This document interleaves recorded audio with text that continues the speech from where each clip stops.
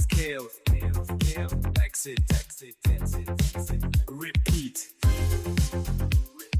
26 startup ideas. 2026, that's what we're talking about today. We really want to try to figure out what are the top ideas in 2026. This is a topic that really appeals to me. I think it's actually a really interesting topic. I think it's pretty cool that we can talk about that. I just wanted to touch base on 2026. I wanted to talk about 2026 here. I think this is going to be an incredible year for entrepreneurs. It's going to be a defining year. It is going to be probably the greatest year in our lifetime to start a business. And I believe it's the case because we have AI, because we have a lot of technological shifts that are occurring. But before we jump into 2026, Michelle, I wanted to touch base with you on the newsletter. And I know Mimi, the newsletter came out today. It's incredible. Like, I really think the work that was done and put into it by Kelsey and yourself, Mimi, was amazing. I like the article that was done by Eric Malka, who is the founder of Art of Shaving, and he came up with a methodology for starting a business. And I think he's got 8 principles for starting a business. Michelle, what was your sort of favorite aspect of the newsletter that just came out? I like the emphasis on using tools, Colin, and doing it fast and trying to go quickly. Because we can spend a lot of time and effort and money trying to start businesses, but sometimes I think we just need to a proof of concept. Yeah, I really did the tools. Is a good point. Is that we talk about AI tools as well, and we have 8 principles to win at the game of startups that was written by Eric Malka. Number 1 being mindset. Number 2 is execution is everything. Number 3 is think big, start small. Number 4 was crawl, walk, run, fly. Number 5 was think scalability. Number 6, financial discipline. Number 7, innovate. And number 8, branding. Now, I know we've got him coming on this show to talk about those 8 principles in a week or two, Mimi. I don't know if you have a date for that yet. Yes, next Friday, the 14th, he'll be on. All right, that's awesome because I think that's going to be an interesting show. So next week, it's definitely one to not miss. And if you're listening to this in podcast or on replay or on YouTube, that would be the next episode following the airing of this episode. And so we have today, we're talking about 26 ideas for 2026. And Michelle, I think I'll kick it off right now. But if you are in the audience and you think you have an idea for a business or a concept that you would like to share with the community, we would be very happy to have you on stage and share that. And that's what we do here on Clubhouse. This isn't just about a traditional podcast where we interview people. This is about a community coming together. So it's a little bit of a different game. So I'm going to throw the first one out there, Michelle. And I think because I mentioned AI already, I think becoming an AI consultant, helping companies implement strategies or AI strategies to become more efficient, such as AI agents for their companies. It takes a little bit of work to figure these things out, but it can sometimes be complicated for companies. And if you have an understanding, I think that could be a really good business idea for 2026. Michelle? Yeah, I hear you. Like, definitely, I see AI is the great enabler, but I'm thinking of things a little bit differently this year. I've seen a lot of articles, I've heard a lot of talk about is this new class of millionaires, Colin. Do you know what that is? What is the new class of millionaires, I'm not Colin? certain what that's about. The new class of millionaires. I know that the You new know what it class is? is. It's in electricians. A lot of people are worried about AI replacing them, but there are still a lot of like highly skilled individuals in areas that AI is not going to replace. And I think it still remains same, like highly skilled artisans. Like I'm thinking, obviously, we want to develop and make ourselves more effective with AI, but I still think like really honing in. If you have a high subject matter expert, especially if it's in some area that AI could, let's just say, never replace. That's interesting. So you're going the opposite direction. You're Yeah, like saying, I'm not saying that's the end all be all. We're talking about 26 ways, but I just want to bring that up here at the forefront. There still is a lot of room. And I don't know about you, but I just built a house and I spent a hell of a lot of money on specialties, cabinet maker and contractors and all this kind of stuff. AI couldn't do that. And I think those guys are making more money than I am. no, it's interesting. That's interesting that you're actually saying if you're thinking of a business idea, unless you're embracing AI, go the complete opposite direction and say, what will AI not replace? Right. If I want to become a lawyer right now, that might be a little challenging, or launch a law firm or something like that, because AI is doing a lot of that now. But if I want to launch an electrical business or plumbing business, like those traditional businesses may be the more secure path Yeah. for a lot of And people. I think it's getting more and more complex for them as well because let's just say if it's an electrician, for example. Like I tell you, I dare you, try to find somebody who's a really good electrician, right? That could install and hook up all your systems, all your AI systems and everything for you. For example, that I think, like here at the office, oh my gosh, we have so much problems with the internet all the time. Like it's putting AI is putting a big burden on a lot of other resources. And I feel if we look around, what are the surrounding supporting resources? Like people that want to have smart houses or whatever it is, or better internet or things to support those businesses. I think they'll pay for it, Colin. They'll pay for it so they can spend more time on their concentration. I almost see a Star Trek world where a lot of people are very highly specialized, and you still need those very skilled laborers that are not in the E world, so to speak. And so it's actually maybe just we're just bouncing back and forth here, right? Bouncing off each other. And if you're in the audience, you want to come on stage, we'd love to bounce your ideas around as well. And definitely welcome to come on stage. This is about a community, not just about Michelle and I, but Internet of Things that has not gone away. And you brought up, Michelle, this idea of these smart homes. I think that is probably a pretty strong business idea that you could implement. The traditional can't be replaced by AI, but you can also implement a lot of new technologies into this business, which is really becoming a smart home expert. I think that's a great idea. I think that should make one of our 26 ideas. And by the way, we're also doing this as an article. So when we do a show now, we try to get as much amplification as possible. And startup.club has gotten to the point now where every article that we produce is on the front page of Google for whatever search term that the heading is set up as. And so this one will be titled 26 Startup Ideas for to Launch in 2026. And this will actually be on the front page of Google if you type in startup ideas to launch in 2026. So we're pretty excited about that. And what we do now is we actually use the AI to help create the article, but it's raw content. It's raw content from you and the community. And hey, Joe, nice to see you on stage again. But it's raw content from you and the community and ourselves, because AI is searching for raw content. This is the new SEO. LLMs want real stuff, and that's what we do here on the show. Is we come up with real stuff, what we've put together ourselves. Yeah, Joe, you've jumped on stage here. I'll put you right on the spot. Do you have an idea for 2026, which would be a good idea to start a business idea? Tough one, isn't it? You Just hit changing the world. IoT aspect, and I really do think there's something there. And it's not that hard. That's the problem. Like, it's not that much of a skill, and there's not enough demand for people to pay for it.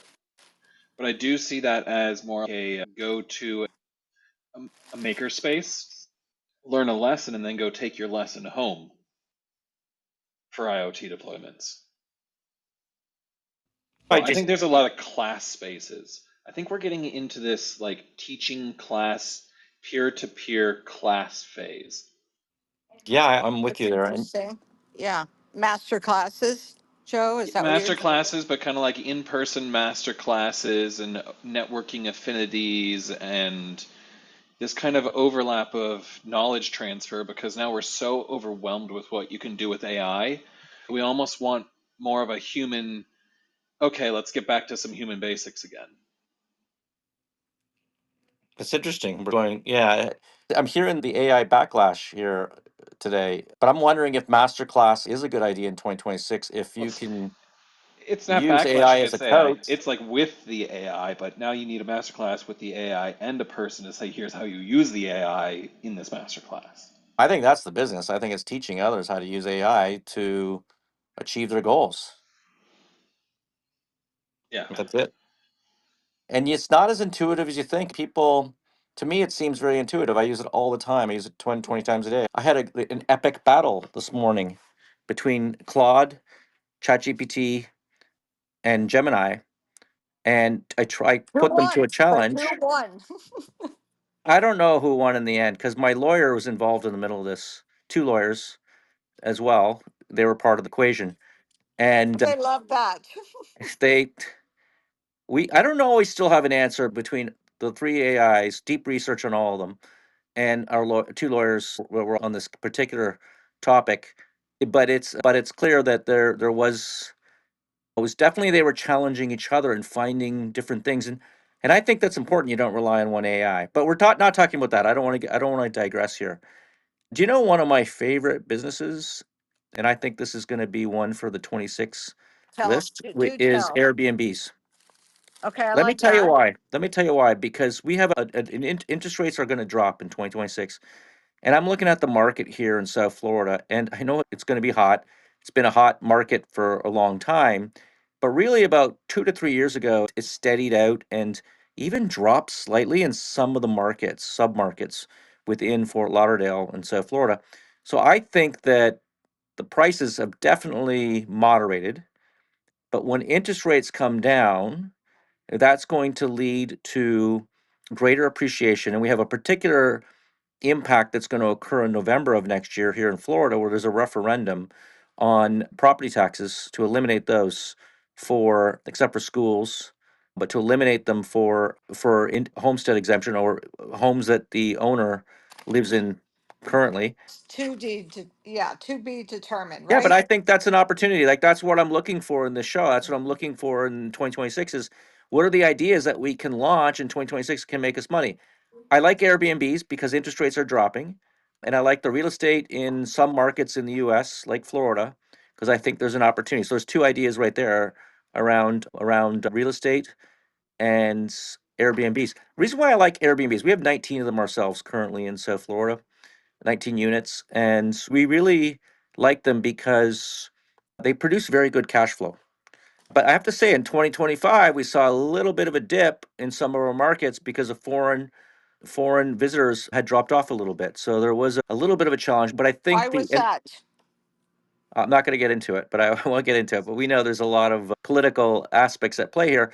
But I think 2026 is going to be better because the interest rates are coming down. You can now get a 6.25 5-year mortgage on an Airbnb through companies like Host Financial. But I think that'll hit 5.5 by next year, and that's when you start to really make profits.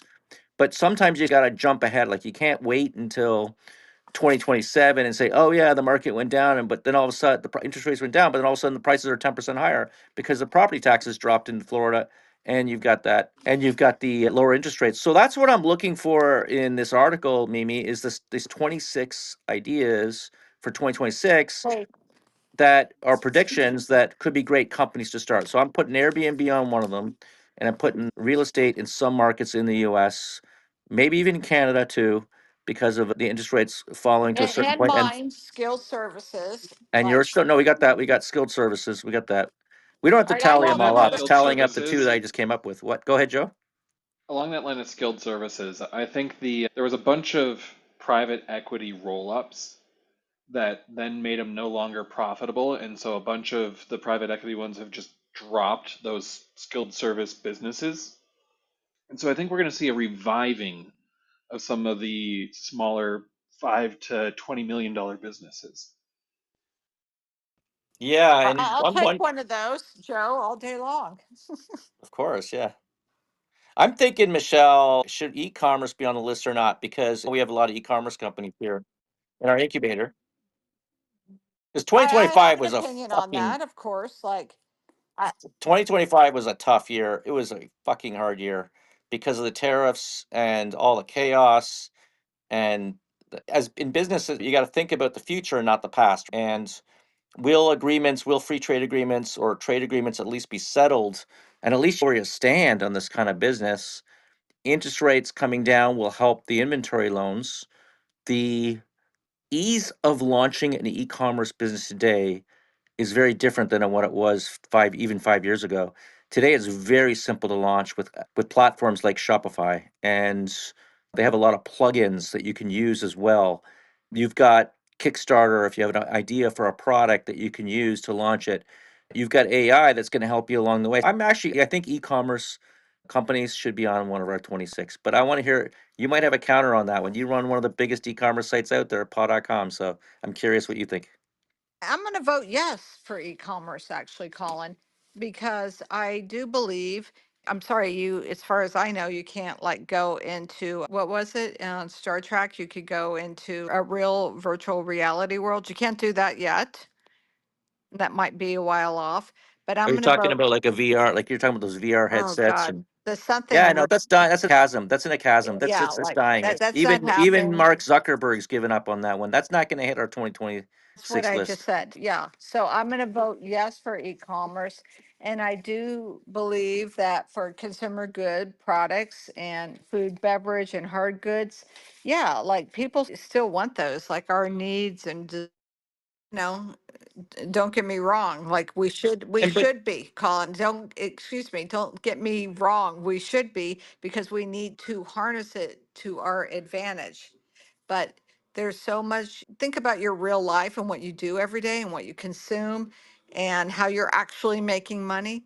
I'm going to bet for the majority of us, it's not about AI, but AI can help us be better at it, make more money or whatever it is. But I do think that those, again, for me, I think about those enabling services, the video creation, the SEO optimization. Like I'm personally dying, literally dying for something to replace my agency. I'm just going to say it, guys. We pay a lot of money on agencies. I feel like it's a crapshoot for meta ads and whatever. And everyone has an opinion. It's just, I've showed Colin, I've showed you our accounts. Like it's a hot effing mess. I'm not kidding you. If we could get some real insight and clarity, and I would be like the happiest person in the world. yep, no, I understand where you're coming from on that. It is chaos. But if you're good at solving that chaos, if you're good at using AI to crack that formula to be a consultant for advertising, for email marketing, for whatever it is, I think that could be on the list as well. I think that's, but the key obviously is it's the connectors between those I who. really do think, Colin, though, like the person that breaks that code, like it is about data, like access to data and beyond yourself. So the people Mhm. that are going to break it, I think first, I'm not saying ultimately, are going to be the big companies that already have the data, for example. And then the rest of us will start benefiting from it. And I can hardly wait for that moment in time. Yeah, and we have a Aileen on the stage. We'd love to hear from you. Is that how you pronounce it, Aileen or Yeah, hey Colin, it's Aline. Aileen? Oh, thank you. We'd love to hear from you. We'd love to hear what your idea is for 2026. Sure. So a couple thoughts came to mind as the conversation unfolded. One, I'm not on the same thought process regarding short-term rentals, but you're clearly an expert with all of the ones that you have in Florida. But the reason I say this is because I think there's a lot of regulations that are coming to play Hmm. with that. But I do think there's a spin-off to that concept, and that's co-living spaces. We're still in a very nomadic kind of way of living. Some people, especially like in tech or what have you, so co-living, co-working spaces, co-share, something where it's like a sense of togetherness and not necessarily isolated in a single individual short-term rental unit. So I think there's an opportunity there. The second thought that came to mind is I've been doing a lot of research lately, just trying to think about which ideas I'm going to pursue. And one of those, what I'm really realizing in a lot of community based places or places that promote themselves as community based is the actual lacking of community. And I think there's a big craving from a lot of people, myself included, to find those spaces of connection, of community, of shared purpose, of shared vision, of what have you. Same why do some of us come to these clubhouse conversations, right? Is to feed our brain in topics that interest us. So I think there's a opportunity for businesses that are focused on curating very intentional experiences for very niche markets. And then last that came to mind, and then I'll pass back the mic, is I was impacted, have been impacted by back to back layoffs in tech. And although I have my small business, it takes time to grow. But I in tech, this is a brutal market right now, and it has been for a while.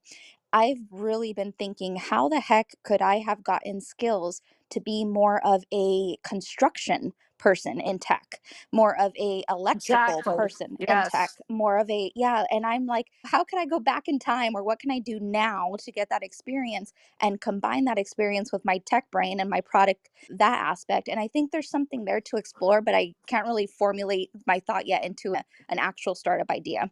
So I'll pass the mic back over to you, but I, thanks for having me. I'm going to say, girlfriend, I think about that all the time. Oh my God, I should have been a contractor. Okay. I know that's a different level, but honestly, even for women, like those used to be very not typical careers. Let's just be honest that women would choose. But I think they're good careers. And I don't think it's too late for you, Eileen, by the way. I don't think it's too late for you. And if that's something that you're interested in, I think you should try to see what you can do. But I wholeheartedly agree because this world, if it gets more automated, more sophisticated, we need that infrastructure. The world right now, I don't know if it's obvious to people, is hurting from not having that infrastructure. The internet's getting worse, Amazon's going down more. I know I'm probably exaggerating, but I really do believe that. Yeah, I think construction of data centers, and I don't know if this is a small business though. We hear those multi-billion dollar data center developments, No, but if she but was a I contractor that specialized in a specific aspect, yes.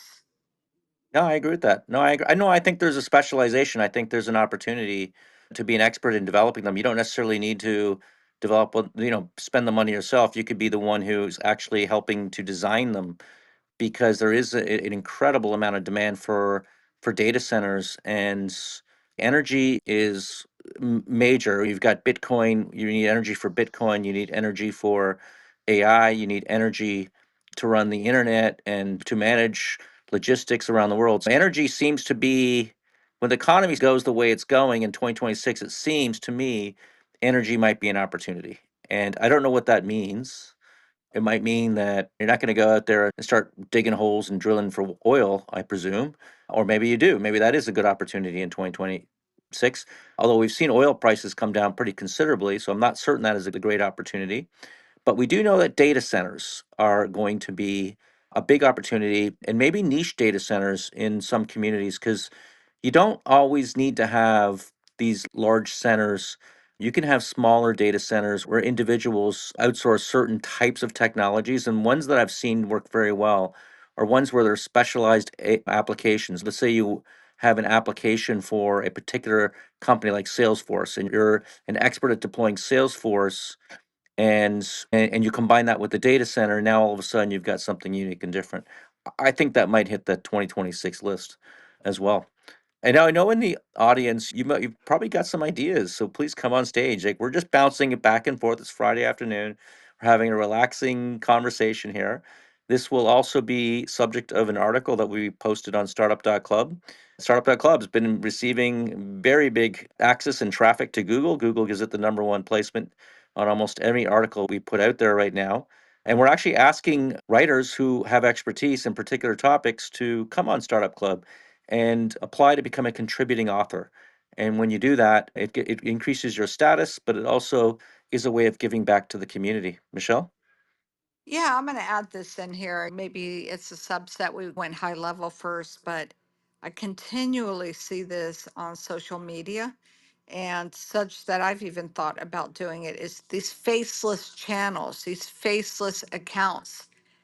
Obviously, AI enables that a lot, but it doesn't have to be AI. But this whole idea that we can really be content creators and then try to monetize it. Although I'm going to tell you, being someone that has channels that has a lot of followers and users, it's not always easy. In fact, it's very difficult to monetize. But like, I think, you cannot understate the possibilities of content. And also, I would say for me, I'm going to flip it on I'm going to pivot here, Colin. Okay. Are you okay with that?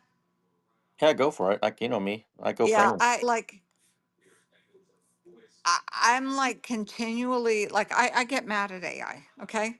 I'm doing queries, I'm getting back results. I get so frustrated because I feel like I'm getting such crap results back. And I'm telling you, if you're not really careful, you could just go out there and become the world's biggest idiot. Honestly.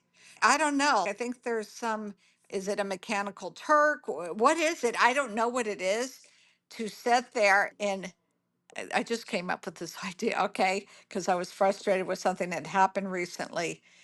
There's even like this business idea I'm thinking about, like where you're correcting the AI and somehow getting paid or vetting with a manual review. Like I've worked in businesses where we had very automated models, but at certain levels or certain characteristics, we would do manual intervention. Like maybe there's a place for that. I'm thinking of for a business idea so that you don't go completely off track.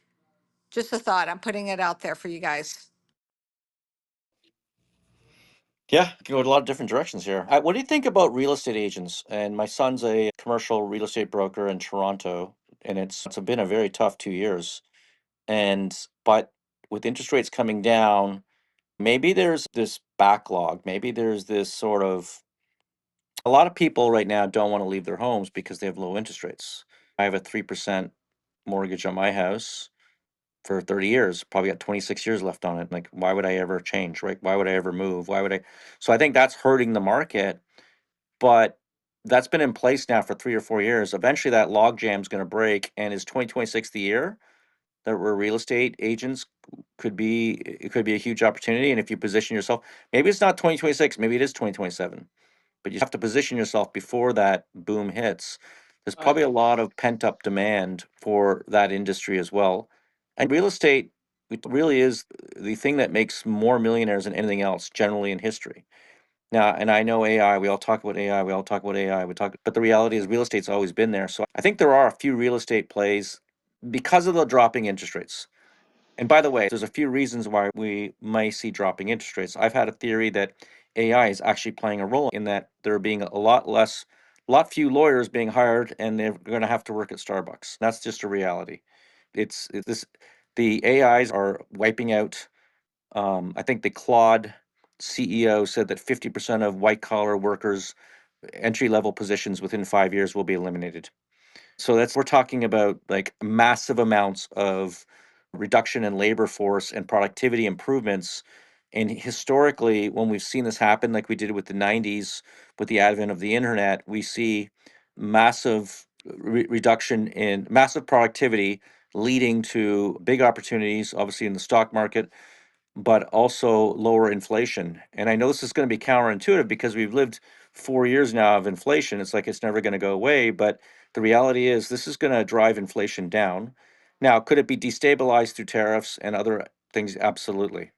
And I'm just, maybe I'm hopeful to think that these tariff problems are going to go away because we've got an administration that wants to negotiate and resolve these things. And let's hope that's the optimistic view. But the reality is, we're going to have AI, and AI is going to wipe out jobs, and that will be very deflationary on the economy, and that will result in lower interest rates, which will result in better opportunities in real estate and other high capital industries as well. So I'm just trying to, I'm actually You can see that I love economics, and that's something that I studied in university, and I'm very big on economics as well. I'm also an entrepreneur, but I love economics. So I'm always looking at where the ball's going, right? What's going to happen with the referendum in Florida on property taxes in November of 2026. And we got some pretty good data on that too recently. We think it's actually going to go through. So we're starting to think about how we can position our investments and our businesses around that. But what are some other ideas? An idea. Okay, go ahead. It's something that we've talked about, but it's just been talk. I'm going to talk, I don't even know what the correct terminology is, Colin, so you tell me how to characterize this. But I'm going to call it fractional ownership of properties. If we really believe that property values are a great thing for the future, meaning an appreciating asset, okay, interest rates going down, whatever, like all these things are factors. Could there be like someone that really bridges the gap and democratizes like ownership? Like tokenization of real estate. Yeah, or whatever it's called, but on a Yeah. smaller level, even. Because I look at the MLS all the time, because I'm very like interested in real estate prices as well.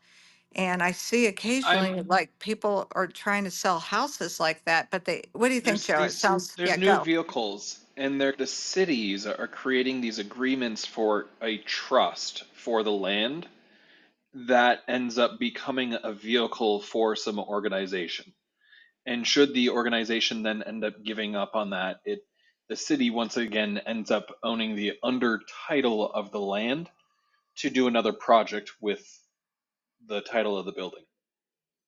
So and let's call them, these properties don't start this way. They are for sale on the market, and this is one of the ways that the city will buy the value of the land to make the capital cost of buying the site less. So that's an odd mechanism I've been hearing a city bring to market. Is it eminent domain, Joe, or No, it's like a voluntary create interesting? you end up giving the land to the local city, and you end up then becoming a trust lease on the land. So that way you don't end up owning the value of the land when you go to take out a loan to run a business on the land. So it's a partnership with a city in a, we're reducing the price of buying this to start the business. And Colin, earlier you mentioned realtors. I think the realtor that starts working in contractor as a network to, sorry, headphones, a contractor and to service repairs during their sales, that realtor is going to do really well. Yeah, we've got one in our neighborhood actually who does that, the Orange Glove service. And it's like an all service like realtor who comes in and says, okay, you need to do change the following. And they actually sometimes invest themselves their own money into it and then get a percentage of the sale price to cover the renovation costs because they know what is involved in actually putting together the right type of real estate. It really does depend on market though, real estate, because you're making investments in different areas. I don't know if New York City right now is a good place to buy because of the changes that are going to occur there. And especially for Airbnbs. I know, Eileen, you said that the Airbnbs there's a lot of regulations moving in. I think that if you bank on an Airbnb in a market like that, you could be out of business within a year or two because there's a lot of people saying, "Oh, Airbnbs are taking away from the ability for people to get low-priced housing," and so governments come in with those contracts. We do have to be cognizant of the change in government regulations. We often talk about tech changes and how they can impact paradigm shifts and how they can be beneficial from because change is good for entrepreneurs, bad for big companies. But we don't often talk about regulatory changes. And here's one. Oh my gosh, I got one, Michelle, that we're doing next year probably. And that is the new GTLDs are opening up in 2026, a regulatory change. So back in 2012, we applied for a domain extension called .club and we got it and we sold that to GoDaddy a few years ago. And it's been about there's 14 years now between windows, but ICANN, the organization, that runs the internet. They are opening up new GTLDs, and that could be a great opportunity in 2026. I think that's got to hit our list. Eileen, I know you're going to say something there as well. Yeah, it ties in actually regulation, energy, and real estate. A little bit of an idea, but I'm hopeful that some regulation will be applied to some of the heavy AI players in the field regarding environmental resources. And I think that if that ever comes to play, right, hey, if you want to launch this massive LLM model that's going to be utilized by hundreds and thousands of people, then you need to have some sort of environmental accountability to that. So, be it contributing some dollars for wind turbines or what I launched. think we But I lost her. think that I think that could be in a business, a consulting focused on environmental, focused on real estate, right? There's a lot of factors that go into that, and then focused on regulation, adhering to that, but maybe even being proactive. I don't know how many big players are thinking thoroughly about this, but hopefully regulation nudges them to do so. I think that's one avenue. And I did have a comment on something earlier regarding some of the articles we're seeing about AI, what have you, and how many jobs it's so God going to be replaced. There's going to be an opportunity for fixers. And by fixers, a lot of things can be thrown onto enterprise teams, but there's a lot that is missing right now in current AI development. And some of that is people don't understand data architecture, people don't understand human working styles like silos, and they don't understand the amount of massive workarounds or the amount of, oh, you do this in this scenario, that in that scenario, like holistic system thinking. So they're just throwing out all these different agents or solutions out there, and they're not really landing. So we're going to see a massive drop in adoption for some of the tools that might seem to be landing at the beginning. And I think there's going to be opportunity for fixers or enablers, implementers, like those who understand enterprises very well. I'm wondering if we're going to see AI entertainment as a new industry. I'm just throwing this out here, okay? Because you've got Murica, I think, trying to remember the other one that's for mixed music, and then you've got VO3 that's doing videos. You can start splicing videos together, voices. My son was doing some stuff with some Yetis and blah blah blah. I just wonder, and I read an article too that the first AI, OpenAI is offering computing for the first AI movie. It was about ants or something like that, and it was like $30 million still production, but it was still expensive. But the reality is, we're going to see a dramatic drop in the costs of producing AI videos, and I wonder if AI entertainment is a category for 2026. I think it is. I'm gonna go out there. I think it is. And I was talking with my brother's son-in-law, and he actually has a pretty decent band up in Canada there, I the Mountain. And I was trying to show him how to use AI to give him ideas to create hit songs. And what I came up with him was I said to him, I said, why don't you take like why don't you just work with this AI? And Marika was the one that we were working with. And I said, and I've done that for Startup Club. We have our own song now, and we've done videos and Made in America videos, and they're pretty darn good. I did one for my mother's 85th birthday. It's pretty darn good. But I said to him, I said, here's what you do. He's got like 30,000 followers. I said, come out with a song, work on it, write the lyrics, put it in there, use the AI, blah blah blah. Put it out there and say, look, this is an AI song. Be honest with people. Don't try to Milli Vanilli this one. And only some older people would remember what I'm talking about. I know what you're Okay, you remember what Yes. happened there when he Yeah, I started do. with I his do. I scandal do. around him actually not singing, but he was just mouthing the words to the songs? Yeah, so it's not Milli Vanilli, this one. But the reality is what you can do is say, look, here's my AI songs. I'm working on some development, and I like the speed of this. What do you guys think? And put out some videos. You could probably, because you could actually do the videos and the AI. And I think we did one for $500. It was like so cheap, and it got 160,000 views. So it's not. This was the Made in America one. But I'm saying is that, like, why don't you come out with the stuff and test it through your social media, and take out of 10 of your tests, take the top one, record it. And when you do this with Murica or other apps, you're going to actually get the rights to the music too. So record it, and now you've got a hit song. You already know it's going to be a hit song, and get it out there. And I think that's okay. I'm okay. Look, I know there is a whole class of people out there who are screaming, no, we cannot do this. This is the end of the human race, the end of artists, and the end of whatever, blah, blah, blah. But I'm telling you, if you embrace it, you're an artist and you embrace the AI, you can use it to accelerate your business.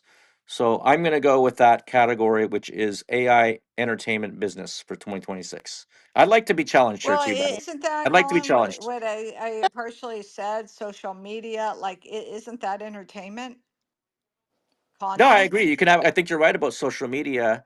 And I think the big issue with these consultants, Michelle and Pod.com, is that they're still charging thousands of dollars. No, I think that the right consultants are going to use AI to help accelerate your business model. You can help someone accelerate a business model, but you're only going to charge a few $100s. It's And not you going to know be what? thousands of dollars anymore. You got to bring down the costs for your customer. You can't just take all the profits yourself. It's crazy.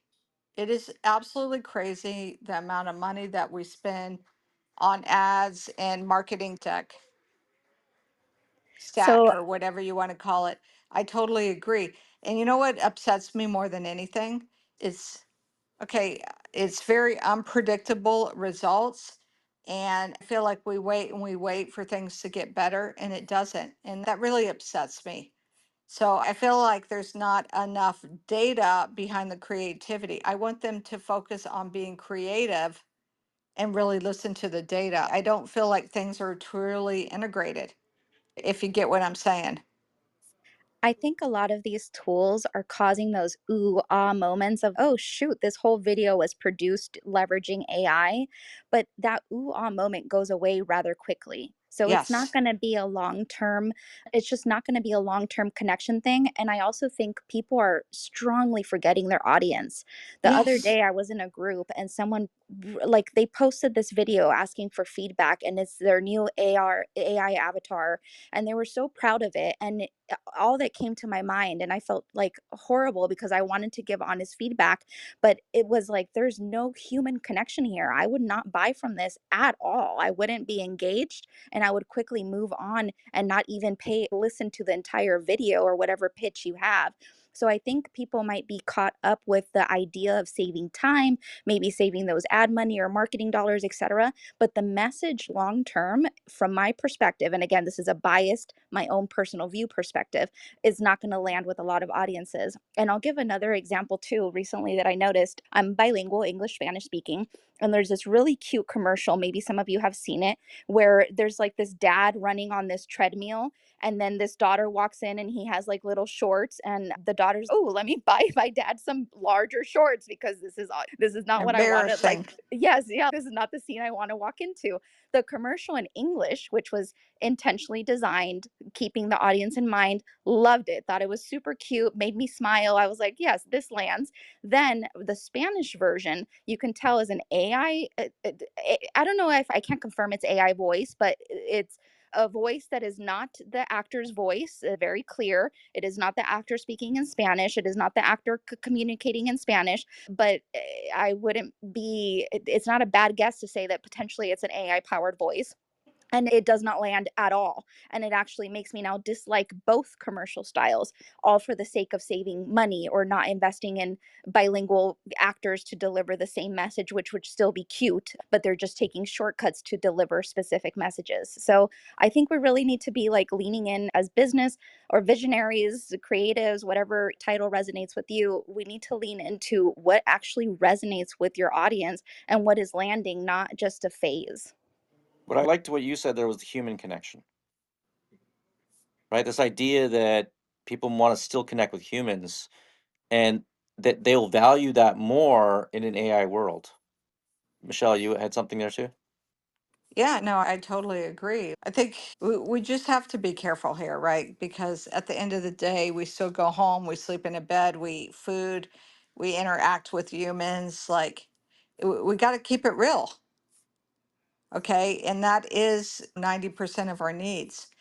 Right now, the way AI is, right? It's like we're using it as a way to give us, I'm going to say that's why I think of Star Trek. I know this might sound weird, but I think of it Star Trek in a Star Trek way, not in a negative way, but I think of it's a utopian world, right?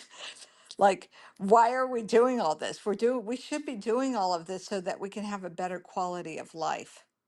I know we all care about money, obviously, but we should be Mhm. doing it so that we can have a better quality of life and we can treat other people better. So I think that's what we have to keep at the forefront of all this. Given all the massive change and all the people being laid off, do you think that there will be an opportunity for HR, or I don't even know what the name of a company or what the what it is I'm trying to describe it. I don't know the name, so help me out here. But it's like this idea that there's going to be all this massive change and people need to go from one industry to another. What is that? Like, and people facilitating that. Social, I don't know, is that social workers? Is that, I don't Well, know what no, that no is one uses a social worker for for changing getting a jobs. job. So maybe these, but what is that? Like, it's not No, they're job boards. Like job I boards. told Okay, you, so I have some friends that started ZipRecruiter. Like ideally, if you're asking me, like, gosh, wouldn't that be amazing where it could really be a creator or a mhm. contractor economy that was like highly efficient. It's not highly efficient right now, where people could just always have work and be productive and happy. Like, I was giggling because yeah. social worker is what we need in tech, frankly. Isn't that Like, right? That's what I'm yes, we need thinking. that. Yeah.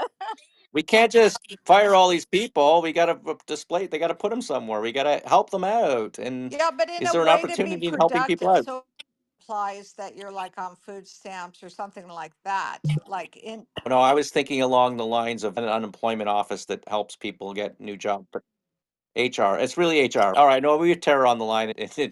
Tara, thank you for coming on stage. We'd love to hear from you. The unemployment point as well as the user companies being out of touch with users' real needs. So, the employment point first. Yeah, I would love to see what Michelle was talking about, a way for companies to very quickly find consultants who can help them with the specific challenge that they're running into. Because what I'm seeing now is a lot of part-time jobs which have a full-time style interview process, a lot of job descriptions that don't really say what the company is looking for, and a lot of consultants who, like, because they find leads through networking, they end up advertising broader and broader rather than their real niche skill set and their niche approach. And like they end up honing in on what kind of process works for signing deals and put a lot of the energy there as opposed to what approach really works for doing their work, like specializing in a certain problem space, for example. So, yeah, I would love to see a system that makes all of that easier. And in terms of what's being built right now, being out of touch with users' real needs and how they actually work and live. So, I'm a software engineer turned UX researcher. I've also been through multiple layoffs, and I'm debating whether to stay in tech or leave at this point because I see such a need for UX right now, such a need, and especially on both the research and the design side. But I feel that the ratio is more research heavy now in terms of what's actually needed because AI, it's trying to do so many things. And the way people use it, there are so many points of failure versus where do we place this button? People don't see it. People click the wrong button. Like there, you can have a designer cut out some of the research work by just like A/B testing the thing versus with AI, you don't know why people stop using it, like why they're going, ugh. But I don't know. Is this a phase? Are companies eventually going to realize that they do need that? That also, how did it happen the first time? Because the narrative that I've picked up is that a lot of it was trend based. Stanford and IDEO were talking UX up. But I do, I feel like in 2021, during the heyday, there were a lot of startups that were focused on a specific need and building from there versus now it's like what can we do with AI, which, oh, and tying it back to the first point about hiring, now I'm seeing a lot of platforms that had designed like a customized flow for a specific population now throwing ChatGPT in there and replacing it, or some fairly generic AI.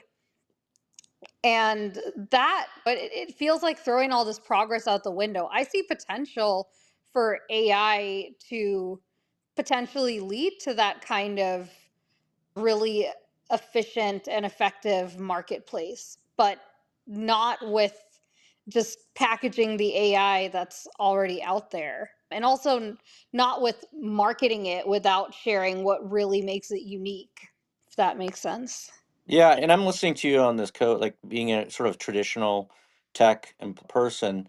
We run a company called Geeks for Less. It's about 800 people, and a lot of them are traditional programmers, and they're not doing well. It's an area that's just shrinking very quickly.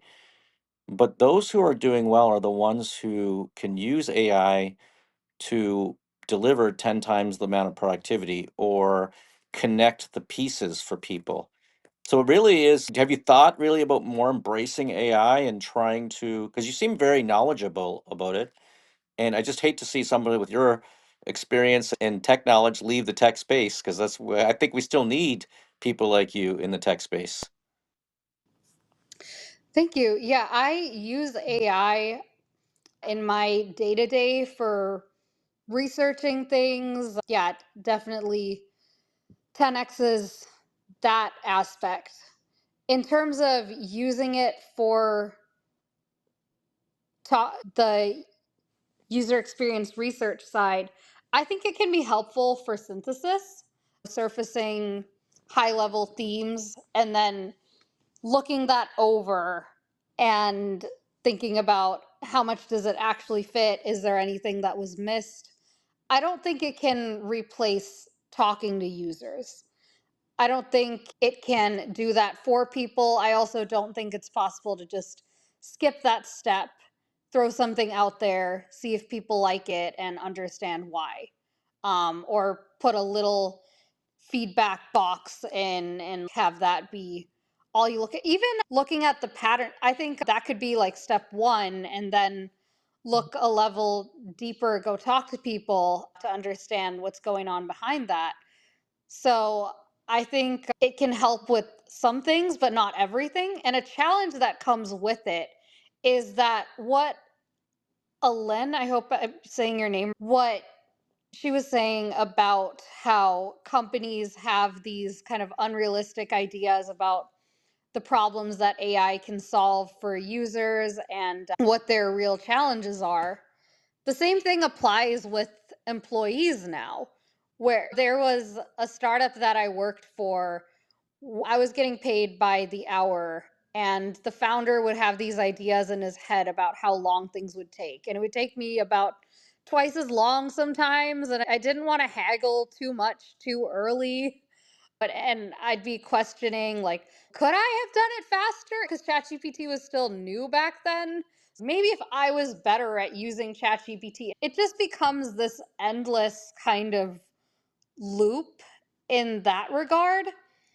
So I don't think, yes, AI can help with doing things faster, but I also think it exacerbates the gap between the expectations that employers have of how fast things can be done and how much time they actually take, which maybe that may be better in a couple years as well. Unfortunately, I didn't see that happening with other trends in software engineering. I saw a lot of managers, instead of really talking to people, to like their employees about how long did this take? How did that go for you? What was hard? Were there any places where you felt like you had to cut corners? They are looking at their LinkedIn feed and thought leader posts about here's how to get even more out of your employees.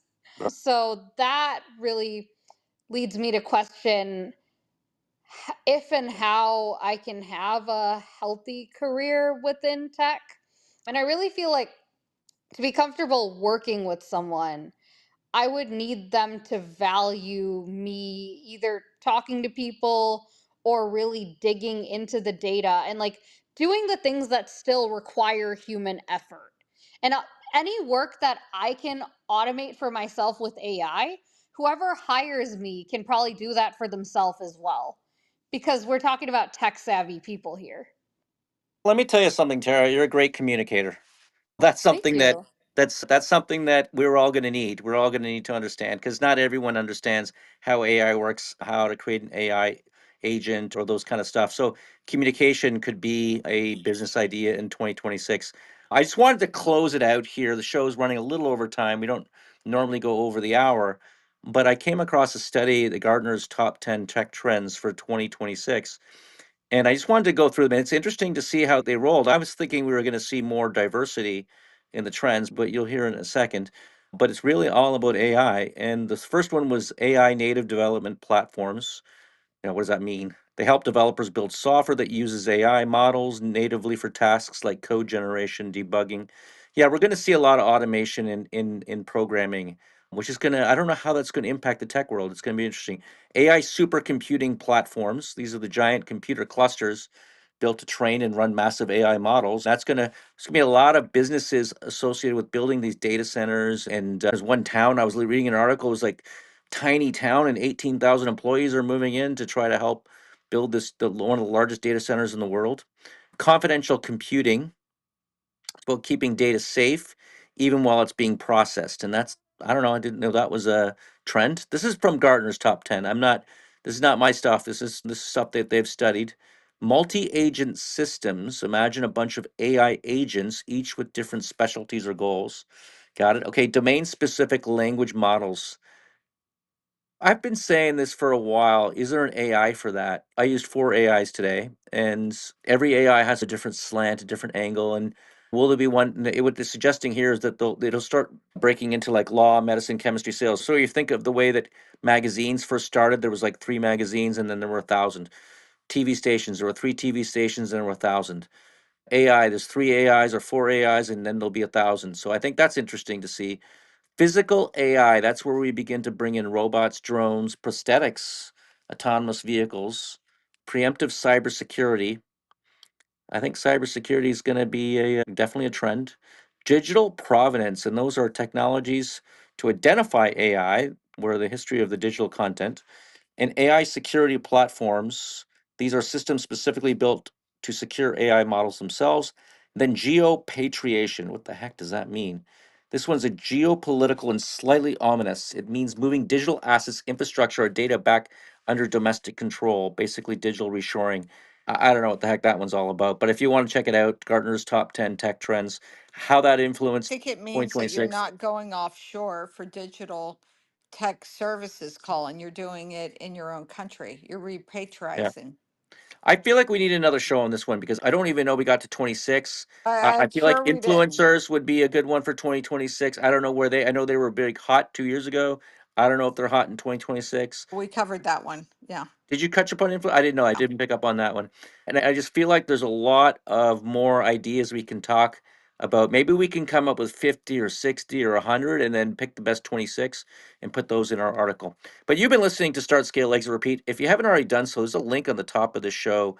Check out the Startup Club newsletter. It is really a masterclass. Every month we come out, the team here at Startup Club, everything's free, by the way.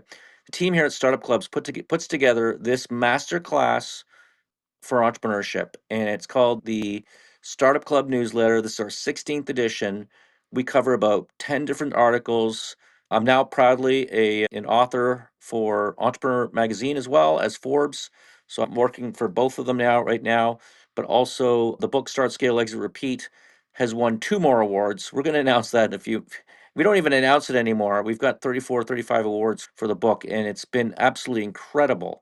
And but we have two more announcements that are coming out in the next few weeks, and we just want to get those announcements out before we'll update everybody on how the book Start, Scale, Exit, Repeat has done. But there has been no book in entrepreneurship ever that has won as many awards as that book, a 10-year project, and something that we believe is important. And that's the same namesake for this podcast. It is Start, Scale, Exit, Repeat, Serial Entrepreneur Secrets Revealed. We are actually a live show on Clubhouse, on Startup Club. Come join us every Friday, 2 o'clock Eastern. Thank you very much, Aileen and Tara and Joe, for coming on stage, and my co-moderator, co-founder, Michelle, and Mimi as well. And Kyle's always in the background. He actually runs the physical incubator here in Fort Lauderdale. Michelle, All right, goodbye. we love the members, and I think this was an amazing and very involved conversation, and I look forward to continuing it. Everyone The, have an amazing weekend. the power of the community coming together.